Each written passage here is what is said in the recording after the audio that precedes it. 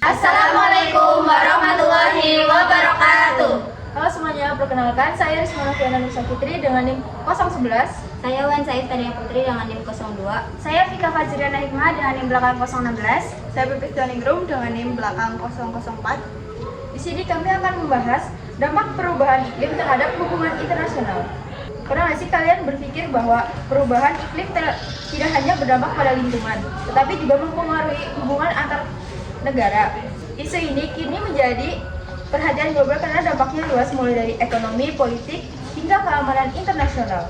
Dalam video ini, kita akan membahas bagaimana perubahan iklim mempengaruhi hubungan internasional serta pentingnya kerjasama global dalam mengatasinya.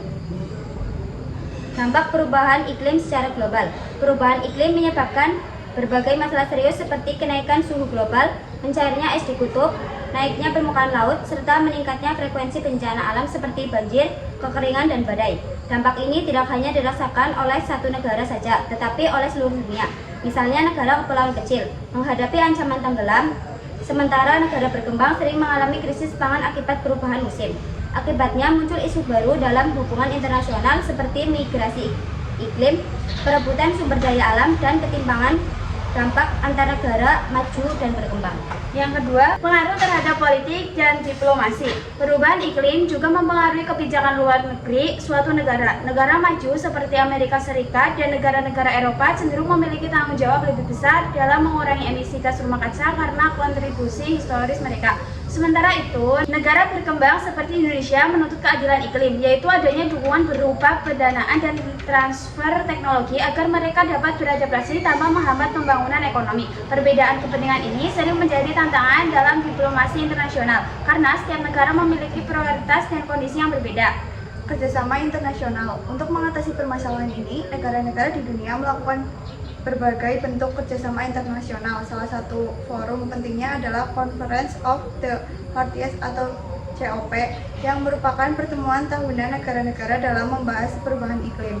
Dalam forum ini lahir berbagai kesepakatan penting seperti Perjanjian Paris yang bertujuan membatasi kenaikan suhu global agar tidak melebihi 1,5 sampai 2 derajat Celcius. Selain itu, kerjasama juga dilakukan dalam bentuk bantuan keuangan, pengembangan energi terbarukan, serta program mitigasi dan adaptasi perubahan iklim.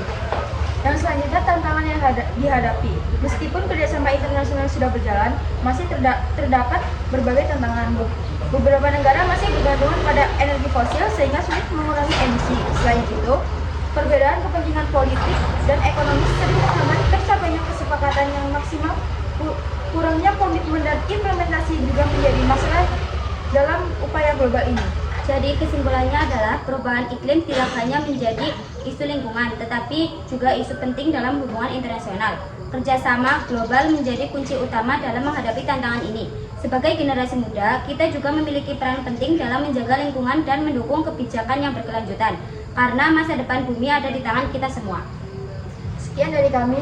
Wassalamualaikum warahmatullahi wabarakatuh. See you.